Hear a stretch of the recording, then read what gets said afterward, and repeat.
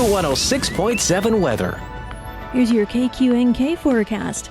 Sunshine mixed with clouds at times today, with daytime highs approaching 49. Northerly winds 8 to 15 miles per hour.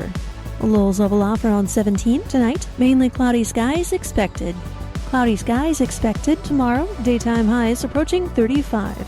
Dry and turning warmer Wednesday and Thursday, with highs in the mid-40s. From the Weatherology Weather Center, I'm staff meteorologist Laura Lockwood. Right now, it's 31 degrees. Kansas Information Network News, I'm Jen Austin. The search is on for the suspect after 3 women were killed in a Kansas City shooting. Brandon Dixon has more. Happened early Sunday morning in the area of Northwest 65th Street and Green Hills Road in the Northland. Police found the bodies of the victims in a home and are investigating this case as a homicide. They don't have any suspects in custody, but there's a subject of interest that cops say knows the victims. I'm Brandon Dixon. The Kansas Bureau of Investigation released the name of a man shot by a Grove County deputy on Friday during a disturbance. 30-year-old Ty Kaiser died after being shot at a home on West 3rd Street in Grainfield. Investigators said the deputy told Kaiser to get down. He initially complied and then got back up and tried to leave, and eventually charged at the deputy who fired. When the investigation is complete, they'll present the case to the Grove County attorney for review. Well, yesterday in Pennsylvania, Punxsutawney Phil predicted 6 more weeks of winter on Groundhog Day, but a spring-like forecast this week in Kansas. This is Kansas Information Network News. Feeling the aches and pains of everyday life slowing you down? Introducing Blue Emu, America's #1 emu oil formula for pain relief. In a recent clinical trial, 91% of users saw improvement after using Blue Emu. Whether you're working hard, playing harder, or just staying active, Blue Emu penetrates deep to relieve joint and muscle pain fast. And best of all, you won't stink. Join the 91% who felt the difference. Find Blue Emu at your local retailer or online. Blue Emu works fast and you won't stink. Substance use disorder and addiction is so isolating. And so, as a Black woman in recovery, hope must be loud. It grows louder when you ask for help and you're vulnerable. It is the thread that lets you know that no matter what happens, you will be okay. When we learn the power of hope, recovery is possible. Find out how at startwithhope.com. Brought to you by the National Council for Mental Wellbeing, Shatterproof, and the Ad Council. Good morning, I'm Natalie Hadley with your KQNK News. Brought to you by Firebolt Ag, LLC, serving all of your chemical and fertilizer needs. Governor Kelly and a bipartisan group of Kansas legislators announced on Friday that an early childhood compromise bill was introduced into both chambers of the Kansas legislature, and this bill streamlines the child care licensure process and consolidates existing early childhood programs into the Office of Early Childhood. Governor Kelly said that by consolidating services, they can better support the youngest Kansans and provide communities with the tools they need to increase access to affordable quality care. She said this compromise agreement will increase government efficiency, transparency, and accountability while streamlining how they provide these critical services, allowing Kansas to support young families, businesses, and communities in every corner of the state. Under this proposal, early childhood licensure and regulatory structures would be streamlined by clarifying professional qualification requirements and developing clear career progression pathways for early educators. This bill also authorizes the use of pilot programs for new licensure categories and eliminates the fee required for child care licensure. The bill consolidates nearly 20 existing state programs designed to support children and families into a single entity, the Office of Early Childhood. And these programs include child care licensing, child care subsidy, home visitation, the current operations of the Kansas Children's Cabinet and Trust Fund, and Head Start programs.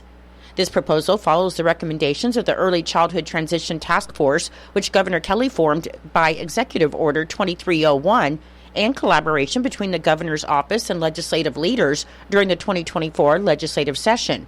A similar proposal was previously passed by the Kansas House of Representatives by a vote of 110 to 10, with both Republican and Democratic leaders supporting it. The bill was introduced in the House Commerce, Labor, and Economic Development Committee and in the Senate Federal and State Affairs Committee. A supermajority of the Kansas House and the Kansas Senate sent SB 63 to Governor Kelly on Friday, and this is the first bill to reach her desk this session. The Help Not Harm Act, SB 63, ensures that minors cannot receive puberty blockers, cross-sex hormones, or surgeries for the medical purpose of treating gender dysphoria, and it includes a provision to allow children who are already on cross-sex hormones for this medical purpose time to wean off of the hormones. This bill is already passed in 23 states and has been upheld by multiple appellate courts. It passed the Senate 32-8 and the House 83-35, and it now goes to the governor. Brittany Jones, the Director of Policy and Engagement for Kansas Family Voice, said this bill is about regulating medical procedures for a specific medical purpose. It's not about the specific patients who may be seeking this care. She said legally these children cannot consent to many other things like tattoos, smoking, or even tanning beds. However, there's no informed consent requirements or even basic reporting for this procedure. This is a time to once again step up and protect children, as 23 states have already passed similar laws. She says they want to thank the bipartisan supermajority that supported the bill, and they will call on Governor Kelly to allow SB 63 to become law. The Kansas Bureau of Investigation is investigating a fatal officer-involved shooting that occurred Friday morning in Grainfield. According to a media release, at around 7:45 a.m., the Gove County Sheriff's Office was dispatched to a disturbance call in Grainfield, and when the deputy arrived, he entered the residence to find two men in a heated argument. The deputy determined that 39-year-old Ty Kaiser had hit his 63-year-old male relative in the face, and the deputy then gave commands for Kaiser to get down. He initially complied, but then stood back up and attempted to leave the scene, ignoring the deputy. The deputy deployed a taser, which was ineffective, and angered Kaiser further. Kaiser then charged toward the deputy, hitting him in the head, face, and body. The deputy pulled out his firearm and fired one round, striking Kaiser. The deputy attempted life-saving measures until EMS arrived and transported Kaiser to Gove County Medical Center, where he was pronounced deceased. The deputy and relative were hospitalized with non-life-threatening injuries, and the deputy was released from the hospital on Friday afternoon after an evaluation and is recovering from his injuries. The 63-year-old was transferred to the hospital in Hayes for further treatment. This independent investigation aims to discover all events leading up to the officer-involved shooting, and in police use of force cases, the KBI releases details to the public as soon as possible. This information is preliminary in nature and is based on evidence collected in early statements of the parties involved, witnesses, medical personnel, and others, though it does not represent final or thorough findings, which take several weeks to complete. In Nebraska news, troopers with the Nebraska State Patrol arrested one person early Sunday morning after a standoff in Hitchcock County. 38-year-old Keenan Jorschump was arrested for making terroristic threats, use of a deadly weapon to commit a felony, and third-degree assault. At 5:15 p.m. on Saturday, the Hitchcock County Sheriff's Office asked the patrol for help in an investigation in Stratton after the Sheriff's Office was called to a home near Hamilton Street and Nebraska Avenue for Jorschump threatening a family member with a handgun. According to the patrol, the family member was able to exit the house, and deputies determined Jorschump was alone in the house. The Nebraska State Patrol SWAT team, crisis negotiators, and drone operators made numerous attempts to talk to Jorschump, but he didn't respond, and troopers then used the drones and police dogs to find his location in the house before entering the home. Just after 3 a.m., troopers entered the home and found Jorschump hiding in the basement. He was taken into custody without incident. Jorschump was lodged in the Lincoln County Jail. The Lancaster County Sheriff's Office seized over $800,000 worth of prescription drugs during a traffic stop on Wednesday near Lincoln. Captain John Vick reported that at around 11:15 a.m., investigators pulled over a Chrysler Pacifica following too closely on Interstate 80 just north of Lincoln. Investigators had probable cause to search the vehicle and found THC products, large amounts of cash, and multiple bags containing prescription drugs. And the drugs, several of which are used to treat HIV, are valued at over $840,000. Through work with the agency's state and federal partners, investigators learned that criminal organizations acquire these drugs through healthcare fraud schemes, and criminals then profit at the expense of HIV patients. The Sheriff's Office is not releasing the identity of the suspect, as an investigation is ongoing with Homeland Security. I'll be back with more in just a moment. Firebolt Ag is a full-service fertilizer and chemical retailer. They customize products for individual farmers' needs, with the primary focus being customer profitability. Let Josh and Jack help you get the most out of your farm ground. They also provide in-house marketing with Ron Wall of Flatwater Solutions. Visit Ron in Phillipsburg or call Josh at 785-854-8484 or Jack at 308-840-2819. Firebolt Ag, your leader in agriculture. Results for the boys and girls wrestling MCL match that was held on Friday, January 31st.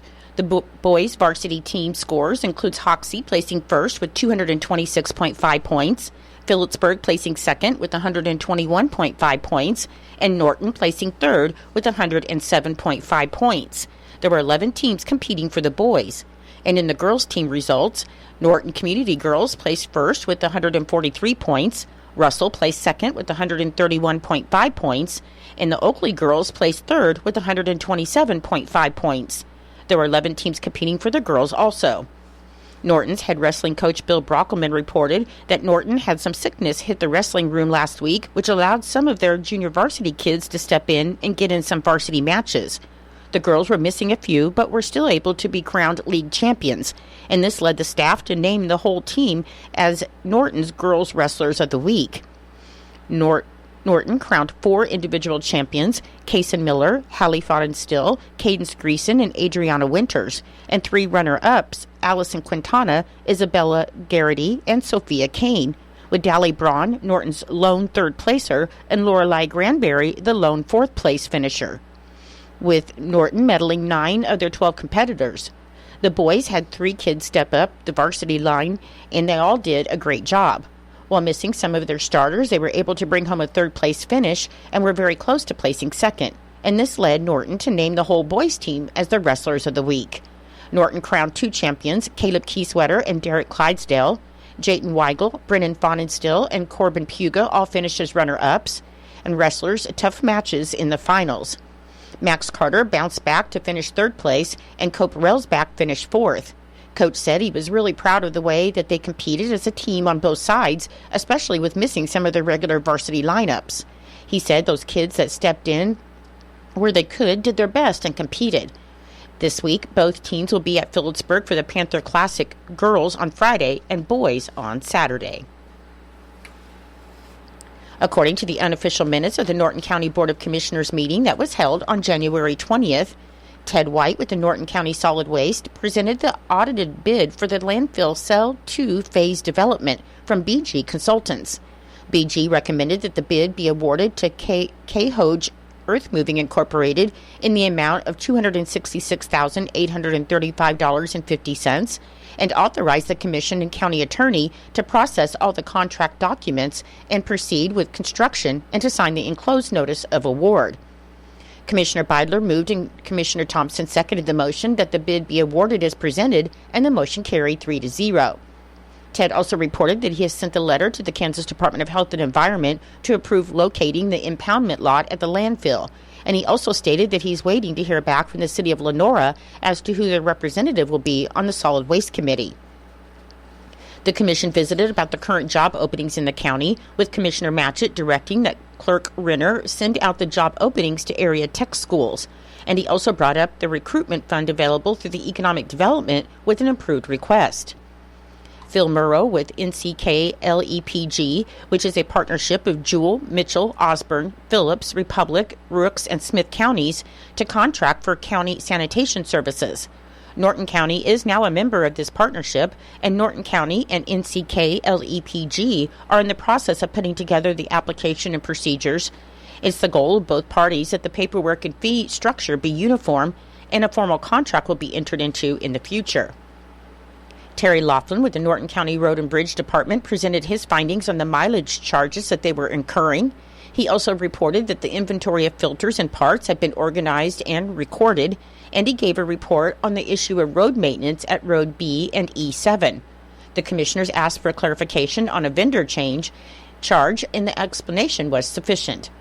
The commissioners reviewed the current amounts of money being paid on backup pay for EMS, and they requested that EMS manager Craig Sowards come to the next meeting.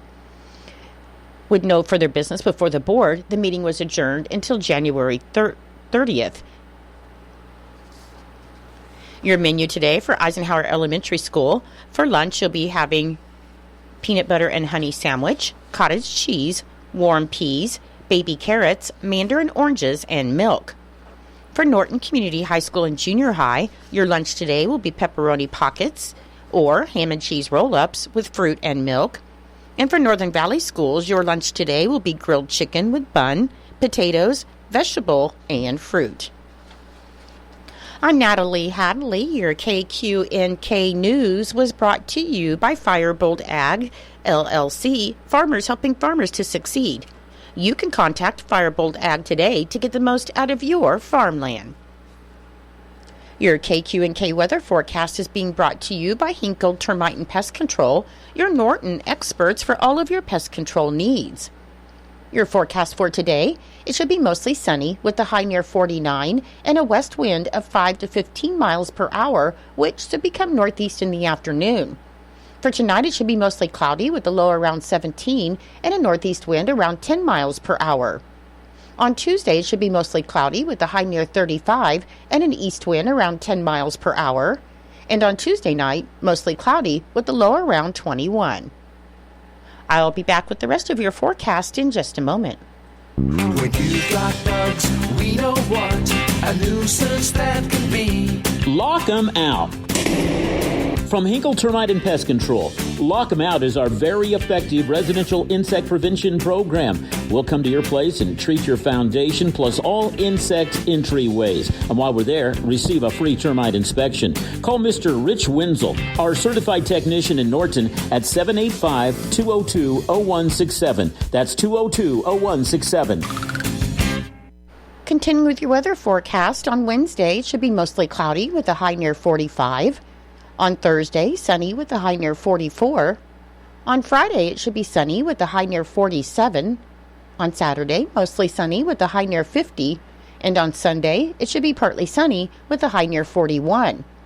Currently, with fair skies, it is 34 degrees. The humidity is 75%. The wind speed is west at 14 miles per hour. The barometric pressure is 29.77. The dew point is 27 degrees. And the current wind chill is 25 degrees. Your weather was brought to you by Hinkle Termite and Pest Control right here in Norton.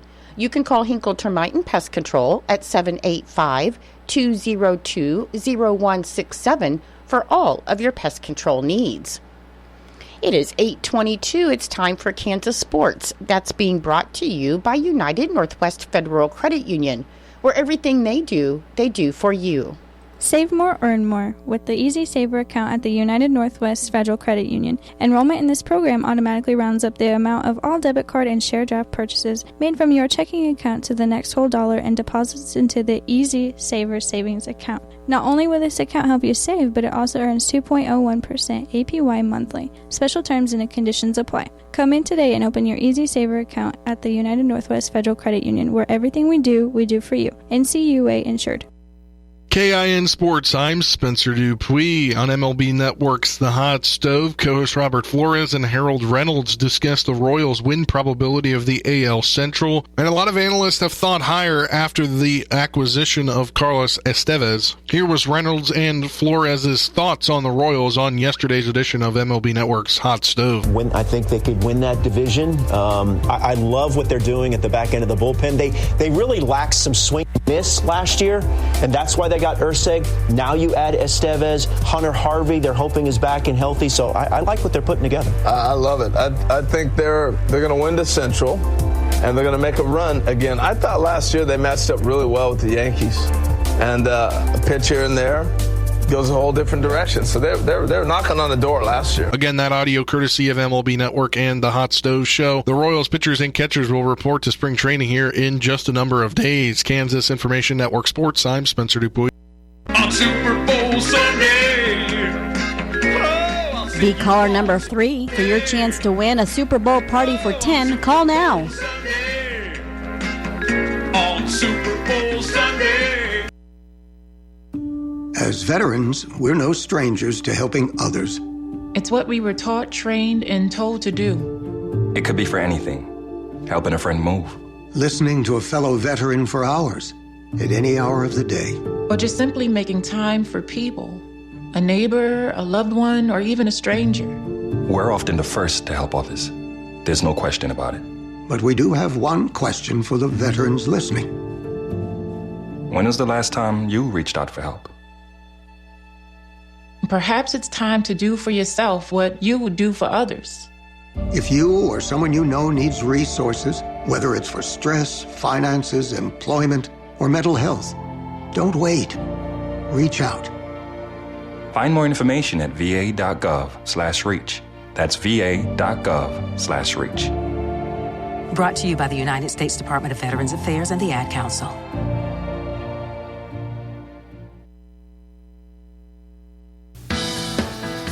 It's true, many of us spend more time thinking about what's for dinner than preparing for retirement. But if you think your retirement needs deserve more attention, I agree, and I'd like to help. I'm Edward Jones Financial Advisor Philip Eisenhagen. Together we can give your long-term retirement strategy the attention it deserves. Stop by our office at 418 East Holm here in Norton or call 877-3373. Edward Jones, Making Sense of Investing, member SIPC.